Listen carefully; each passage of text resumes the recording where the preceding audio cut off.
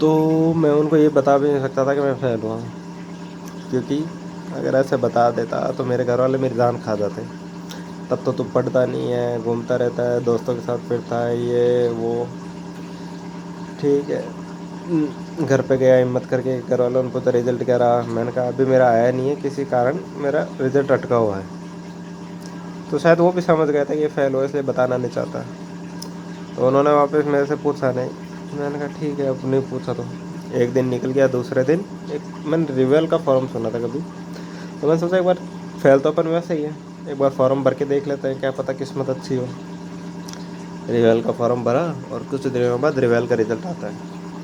रिवेल का result check करने के लिए मैं साइबर कैफ़े जाता हूँ और वहाँ जाके रिवेल का रिजल्ट निकलवाता हूँ, और उसमें मैं 7-8 नंबर से मुझे पास बाई ग्रेस पास कर दिया जाता है।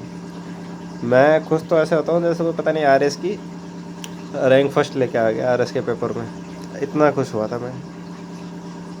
ठीक है, घर पे आया, घर वालों को बताया मैं पास हो गया। घर वाले भी खुश, मैं भी खुश। अब आप कॉलेज से पास हो गए तो फिर आपको फ्यूचर में कुछ तो करना ही होता है, या तो जॉब करो या फिर पोस्ट ग्रेजुएशन करो।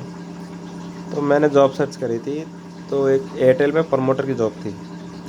प्रमोटर मतलब जो सिम बेचता हो, मैं सिम बेचता था। तो मेरी एक आउटलेट पे जॉब लगी थी, वो थी मेरे जस्ट घर के गली के बाहर ही। एक था मोबाइल की शॉप थी, उस पर काम था एक, तो वहाँ मेरी प्रमोटर की जॉब लगी। वहाँ मुझे पर डे की 4 सिमें बेचनी होती, मतलब महीने की 120 सिम। महीने की 120 सिम मतलब उस टाइम आज से 2-3 साल पहले जियो का इतना तगड़ा मार्केट आया था ना उस समय, नया नया, कि सब लोग एयरटेल को छोड़ के जियो के अंदर ही कन्वर्ट करा रहे थे एयरटेल को, और नई सिम भी एयरटेल सॉरी जियो की ले रहे थे। अब मेरे लिए ऐसा पर डे डिफ़िकल्ट होता गया, क्योंकि हमारे संडे को टारगेट बढ़ जाता था। संडे को हमारा टारगेट होता था 6 से 7 सिमें सेल करने की। तो करीब 1-2 महीने जॉब, टारगेट कंप्लीट नहीं होते, सुनने को मिलता। और फिर आदत ऐसी ही कि बचपन से कभी किसी की सुनी नहीं थी मैंने, ना तो कोई डांट ना और कुछ। तो मुझे कोई कुछ बोलता तो मैं उसको या तो सुना के आ जाता था या फिर ठोक देता था, क्योंकि मेरी बिल्कुल सहन शक्ति नहीं थी इतनी। ठीक है, फिर घर पे रहा 2-3 महीने, घर वालों ने गालियाँ निकाली, बहुत डिप्रेस में डाल देते थे मेरे को। क्या तो कुछ करता नहीं है, पढ़ता नहीं है, जॉब लगेगी नहीं, लड़की नहीं मिलेगी, शादी नहीं होगी तेरी। मैंने कहा ठीक है भाई।